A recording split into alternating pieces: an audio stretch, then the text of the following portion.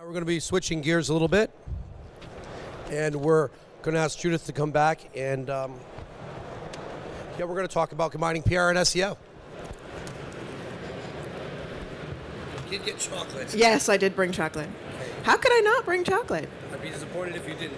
Ladies and gentlemen. Ooh, you vanished. Every word out. Yeah? Are we good? Okay, good. So, ladies and gentlemen, please welcome back to the stage Judith Lewis, who is the founder of Tech and Bake Consultancy. I love how there's this like stream of people leaving. They're like, now that it's no longer mobile, I don't give a shit. Sorry, I'm back to sweary me. See, I ate chocolate and now I'm okay. Thank you very much. You were probably expecting Andy Barr. That might not be my font. I think my font is missing. So some of these slides might look odd as well. Right, this is who I am. Nobody really cares. I know what I'm doing. That's the only thing that matters. I give chocolate for relevant questions. That means asking me why the sky is blue doesn't get you chocolate. But if you ask me relevant questions, you get pots of chocolate. So it's worth it. Paying attention and asking questions is worth it. And I'm limping a little bit on stage because I twisted my ankle. So we're here talking about PR and SEO. I'm sort of SEO first, but I'm also very integrated into the world of PR. And as I mentioned earlier, I spoke about becoming a brand 2 years or 3 years ago at LAC. So there's a whole deck out there somewhere on the LAC website about affiliates becoming a brand. So I've been talking about this for a number of years. And I think the most effective way for you guys to set off loud horns and get links in a way that's easier than just buying links, in a sense, or it's more effective than just buying links. Not that I don't approve of buying links. Buy all the links you want. Just buy them in a wise way. Is that you need to be a brand. And so I stole some ideas on how to identify as a brand as an affiliate, because a lot of affiliates come to me and say, well, actually, how do I stand out as a brand? What do I do to be identified as a brand? And a lot of it comes down to thinking longer term, not just churn and burn sites. Don't just slap them up and let them die and just keep going through that. For a while in the loans vertical, you had like daddy loans, uncle loans, aunt loans, niece loans, giraffe loans, zebra loans, etc. That churn and burn works for a while, but what we want to do is actually create sustained traffic to our affiliate sites. We want to work on them, we want to get them working, and we want to make money off of them. So these are some ideas, but things like don't just spin out, I'm trying to look for another word than bullshit, press releases. Low quality press releases. Actually do something with your affiliate site that has meaning, that has value. But the key here is having an affiliate site that adds value, that's just not, links and banners and box ads and etc. ads, that there's actually a reason for people to be coming there. This is an example that I took from the web of which looks like a brand. Both of these are sites that are meant to monetize links to casino, to sportsbook, etc. But one of these actually looks like a brand and one of them doesn't. And it's just looking at it like that. Where am I more likely to dwell and actually trust the next click? Because as an affiliate, what we're trying to do is we're trying to get people to click, right? We want to make some money. We want them to trust that if they click through on a link, they then convert, they get whatever bonus they're meant to be getting or whatever deal the operator's offering, and then we get our cash. So we want to create an environment that's an environment of trust. So if they're coming through to us, we want to create that environment of trust, because in order to get the links, and the links are what we're going for here, we have to actually look like a site that a journalist or a blogger or whoever actually would trust themselves in order to get the link. If you look like the proven TexasHold'emStrategy.com site, you are not really going to be on a winner for attracting these natural links. Whereas if you look at Premiership Tips, If for some reason you had some unique information or insight and it went up on Premiership Tips and you pushed that out in a traditional way, so you had a relationship with network of journalists or just bloggers or whatever, then you're more likely to get the coverage and therefore the link. So I don't know if Barry is in the audience somewhere. Sorry for picking on you. No, he's not. I'm not sorry for picking on you. Also, what we do as SEOs is exactly what PRs are doing, which is trying to increase visibility, but we're doing it with links. So we want to build links to increase visibility in search engines. We want our pages to rank higher because we want people to come to us for whatever reason and then click on our links. But there's no point in doing this if we actually don't know what we're on about, right? If we just kind of random higgledy-piggledy do stuff, then it's not going to work. I've had people come up to me after talks and say, I really want to do this, it's an excellent idea, but then go off and only do one thing or do it in the wrong order, and it doesn't work for them. And they're like, well, why didn't this work? And I'll say, well, the foundation bit that I said you had to actually do, you didn't do. That would be part of the problem. So don't do things in random order. Try to have a plan. Say, first you're going to rebrand or you're going to do some branding on your affiliate site, then look at the next step, which is attracting the links. What you want to do is attract good links or buy good links or whatever. Obviously, PRs think paying for coverage, paying for links is cheating, because PRs, their entire job is built on relationships. The whole value behind PRs is built on relationships, not just paying people. Obviously, I believe that you should pay for things as well. I compensate bloggers for their time all the time. I love that all my colors and all my fonts are like way different. This is an experience. It's like, ooh, it's gray with white font. That's fabulous. It was purple. Just FYI, I honestly didn't. Yeah. Well, it's hidden text, but not hidden text. This is the key to cheating in Google. It's gray with white. They'll never know. So cheating for fun and profit doesn't have to exclude PR. It doesn't have to, and it shouldn't, because some of the ways that you win big are actually including PR. So if you include traditional PR, this is an older example, so I don't mind giving it, but this is when link buying, but also PR goes well. This is rankings for loans, the keyword loans, just loans, ranking number 2 just before Christmas and just after Christmas. And you can see the significant difference over the same time the previous year in traffic, and it just did really well for us. But the key to that was it was not just buying links. And I love buying links. I absolutely love buying links. That's my favorite thing in the world to do, is buy links. Why? Because I know what I'm getting. It's a fair exchange. I'm not schmoozing some journo. But the flip side of this work is we didn't just do bot links. We did a lot of traditional outreach. We did a radio day. We did massive outreach to proper journalists. We got lots of traditional coverage with no links in it whatsoever. And yes, there is value to getting stuff out there with your name that doesn't have a link. That's part of being a brand. If you're a brand, you will have mentions on the web that do not necessarily include a link. I know, it's like mind blown. Whoa, what's she doing? She's eating too much chocolate. You really, if you are a brand, you get mentioned without links. This happens. I know it's a little bit, makes me twitchy a little bit. Why can't I have that link? It's a brand. You mentioned my brand. Can't I just have a link?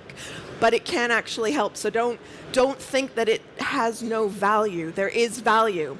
As an affiliate, we're not exactly in a position to commission research. So I don't know if any of you have seen, Your Brain on Poker, the website Your Brain on Poker. That was used as a link acquisition tactic for a particularly well-known site. I don't know if it's still up. I think they just redirected all those links. But one of the ways that as an affiliate we can look at creating something new or something innovative or something that's newsworthy is taking other people's hard work, reading through it, and just finding a different angle. So using, lower quality infographics sent through to you all the time and by operators or PRs even who say, hey, look at this awesome infographic about roulette players and how often they pick the number 7. Because that has relevance. But you can take that research that they did and find a different angle by getting the original research. They'll love you because you're taking their research and doing something with it and getting links back to them as well through your affiliate links. And you'll love it because you'll have something unique to push out that no one else has because you've done the work. Now, obviously, this isn't an easy or fast tactic. This is not something where you can sort of do it, chuck it up there, and keep doing it once a week. This is something that's actually going to take effort, sadly, but the rewards are many. So if you take the time to do the research, like reading the research that other people have done, do your homework, find a different angle, and then push it out traditionally, you can attract a lot of legitimate, they're all legitimate links, honest. You can find a lot of legitimate links from press sources and actually find yourself getting very, very good coverage. There was a few years ago, the very first operator to actually accept Bitcoin. That was a big news story that was picked up in traditional media. Brilliant story. Talk about, obviously it's a little too late now, but you can talk about how you are supporting one of the very first operators that ever accepted Bitcoin for monetization. It's just something like that. The media loves that sort of stuff. Or use Google News or any search engine of your choice, Bing, Google, Yandex, Baidu if you read Chinese. But use news and find a creative twist on it. So the Premiership Tips site is a really good example of being able to take news and use it with a creative twist to add value. Make relationships. Be recognized for your tips. I had a tipster in one of my talks at LAC about branding. And one of the things he was looking to do was to become the place to go for tips on a particular niche. You can do that. That's still possible. It's never going to be just one person in any one niche, as evidenced by Sainsbury's, Tesco's, Waitrose, Morrison's, etc., and then Apoto, etc. There's never just going to be one solution to anything. So you can do something and you can compete head to head. And that's where traditional optimization and search results of your title tag and meta description become very important. But there are all sorts of things you can do. However, although this was like 5 figures, this was not a cheap campaign. Although it did last a significant period of time, you can see how, because we stopped working on loans, we had to shift to savings. You can see how the links we acquired over time lessen and lessen and lessen in their impact. So this is not a do it once and never do it again. I'm not saying you only ever have to do this once, but if you're a brand in and of yourself, you'll probably find that this becomes something you do twice a year, that you actually do a really good piece of research, you take other people's information and find something new about it twice a year that you can actually do something good with. You don't always have to push out to traditional media. As I said, I'm a big proponent of paying for links, but what I do is I have a network of bloggers and journalists that I reach out to, and I have them write the story based on the research that I present to them. So they all have their own unique voice that goes out on their blog and links back, and I KPI them on traffic. Sometimes people build bad links. This is a site that I refused to work with, thank goodness, because I didn't want to be the person who was the official sort of like SEO person at the time that happened, because I said, I can see this penalty coming a mile off. It's like all optimized, all exact match anchor text links, and I know this is going to happen, and it did. And while I felt vindicated, I also felt very sorry for the people who had invested in this particular business. And bad links can result in bad penalties. It doesn't always mean you get completely wiped out of Google, but it can mean that you suffer terrible, terrible losses and may feel like you wish you were dead. Outreach as well to bloggers, it doesn't always go right. Example, I asked for these examples from a previous engagement with some bloggers, and although you can't see it because my lovely font, You can see down here that we all, as bloggers, because I'm a blogger too, we all share and we all communicate with each other and talk about what we're being pitched, how much we're being paid, etc. You can see here one of the American food bloggers got approached for National Masturbation Day. Now, I know that there's, multi-orgasmic food out there, but I'm not entirely sure that it's enough of a relevance to actually make that link count. Another one, SEOs or PRs could bother to look up my name. I get approached as a variety of different names. Sometimes I borrow them for my spammy outreach myself because I'm like, wow, great name. No idea who that is, but I'll use that. I love your blog and insert whatever is on the homepage here. Looks delicious and I cannot wait to make it. That's a really bad outreach. Make a little bit of effort. Once you've done all that work, make the effort to know who you're reaching out to.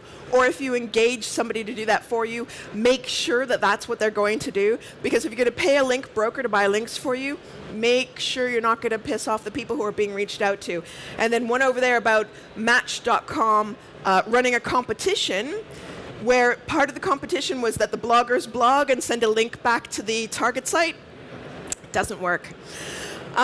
What does work are going into things like Facebook groups. So if you want to do this on your own and you have a good piece of information and a reason for these bloggers to write about you, so please don't just go in and say, hey, I've got an affiliate site. I made a widget. Yes, it's not that innovative. But you can go into Facebook groups where bloggers are specifically in there for no other reason than you buying a link off of their site. So there are lots of Facebook groups out there that are like Bloggers and PRs Unite or Blogger Opportunity Network or things like that. And if you go in there, you can put up, hey bloggers, we're looking for food bloggers who write a significant amount about food. I have the following blog posts that need a home, lock-in savings on your home insurance, etc., etc. They exist. The caveat being, obviously, you're going out there and paying for these articles to be placed. Caveat emptor, you're paying these people, you still might get busted. Any paid link activity could result in a penalty. That's why it's so important to have something of value that you're offering, because you obfuscate, you cloak. It's literal smoke and mirrors of paid links and free organic links. So at its essence, SEO and PR work the same. Whether we like it or not, it's a marriage of the two. These are some amazing, lovely, crappy approaches that went terribly, horribly wrong. Like, we were contacted by an SEO wanting links removed, blamed us for the company's penalty, or wanting follow links when they've only been sold no follow links. But what I want to do is tell you guys how I do my outreach to bloggers without putting it in slides, because obviously slides then get photographed or copied or whatever. So the way that I reach out to bloggers is I KPI them on traffic. Now, why do I KPI them on traffic? It is a sly way of getting the link placed where I want it to be placed. Some bloggers try to hide links. Obviously, a deliberately hidden link is against Google's terms of service, the webmaster guidelines under link schemes, etc. But some bloggers, that's their format. So I say I KPI them on traffic because they have to put the link high up in the article. The link has to be very visible. The link has to be compellingly clickable. And they have to have traffic to that blog post. So all of those things have to come together in order for that to work. So you have to have the link high up on the blog post because they're being KPI'd on traffic, right? They want to send traffic to my client as quickly as possible. They want the link to be very visible. They want the link to be compellingly clickable, and they want that blog post to have traffic. So what I'm doing by KPIing all my bloggers on traffic, so in order to get paid by me, and I pay whatever they want, and I pay their PayPal fee.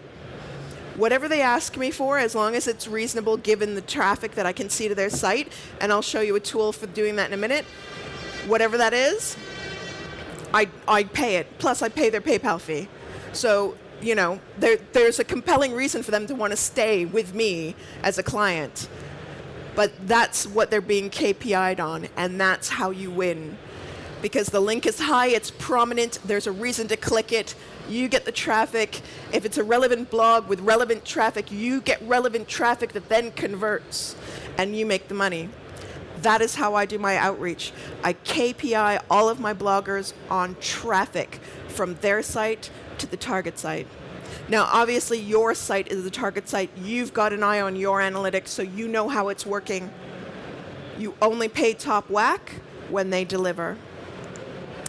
Obviously, there are laws that are in place, so when we do our outreach, we are obliged not to ask the bloggers to do something that's illegal, actually illegal. This is the European directive, I think it is, on fake reviews. That underpins the law, the legislation in the UK, that is the Consumer Protection from Unfair Trading Practices, which is on top of that we have the ASA. So please don't buy fake reviews for your site.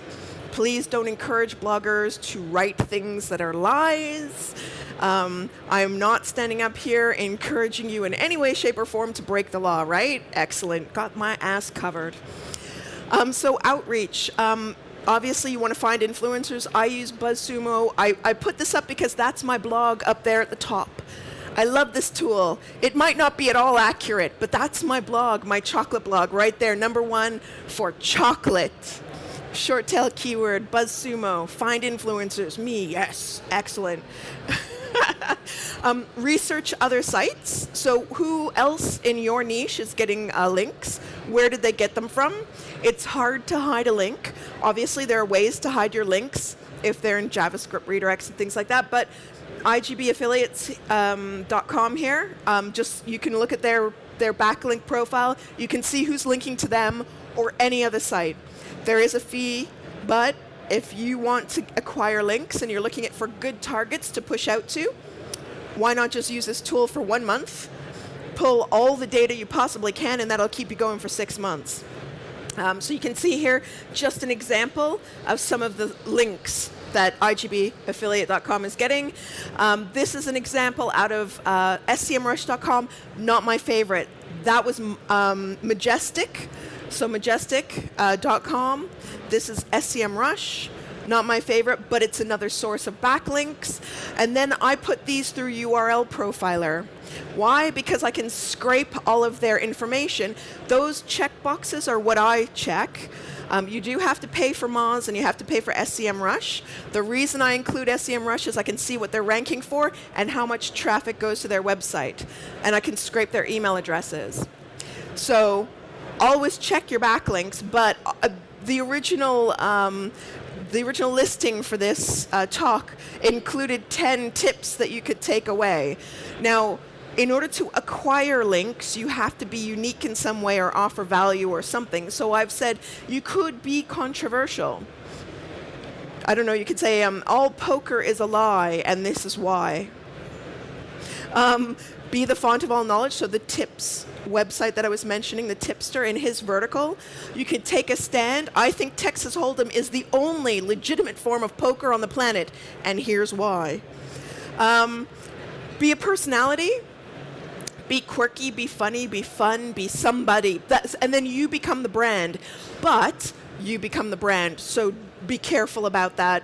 You lock yourself in for a lifetime of hurt if it goes wrong.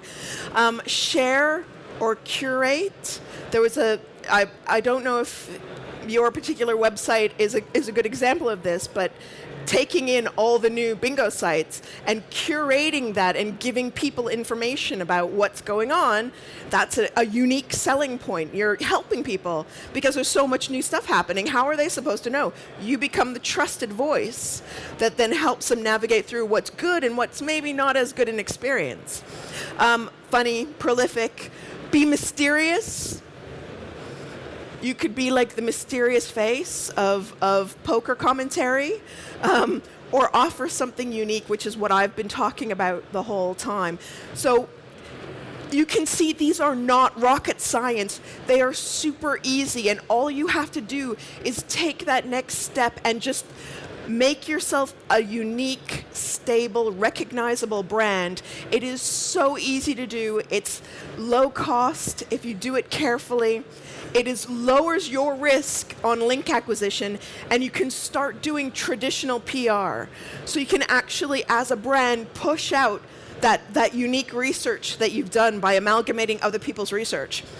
Research on the brain and the effect of things on people's brains is an amazing thing that you could do, or something else. There are so many things that are available to you as an affiliate to just scrape for free all the research that's out there and do something unique and different with it. So please do. And now hopefully we have time for questions. And don't forget, questions means chocolate. But you can also stalk me online. You can ask me any questions afterwards. You can ask me online or anything. But remember, questions means chocolate. See, you're so on brand with your chocolate blog. God, that's an example of it working. Okay, do we have some questions? I would like to ask you a little bit about your mentions online where there's no link back for major news sites. Now, Google wants brand. Is this considered? I mean, if there's not a link there, is Google seeing it when it scrapes the content or looks at the content and says, wow, every time we're talking about chocolate, there's that blog?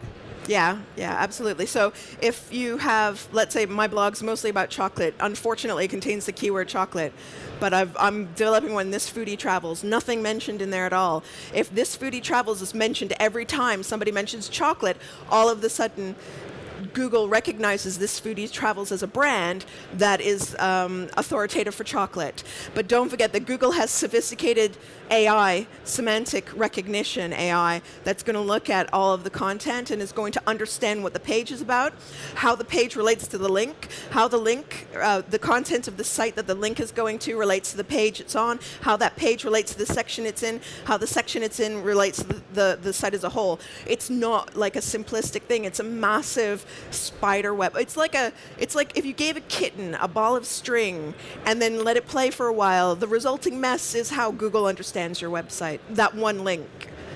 Okay. Or not non-link, like no link. I could see that. No further questions for Judith? Everybody's like, it's lunch. There's a chocolate I need for lunch. beer. There's All chocolate. right, I'm getting a chocolate myself. All right, one last question.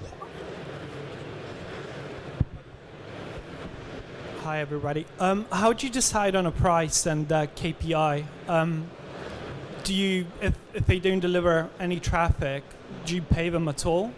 Or kind of tier system on KPIs if they deliver 100 clicks, 1,000 clicks?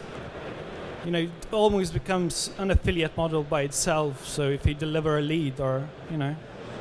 So in order to stay on my books, you have to deliver traffic. So for the first blog post, I have a standard set of what the fees are for my various different bloggers that have performed well, as well as the ones that have dropped out. So I know based on traffic to their site. So it's not like DA, PA, I look at traffic. So based on traffic numbers, using SEMrush on organic keyword traffic, I know how much people charge me based on that traffic band.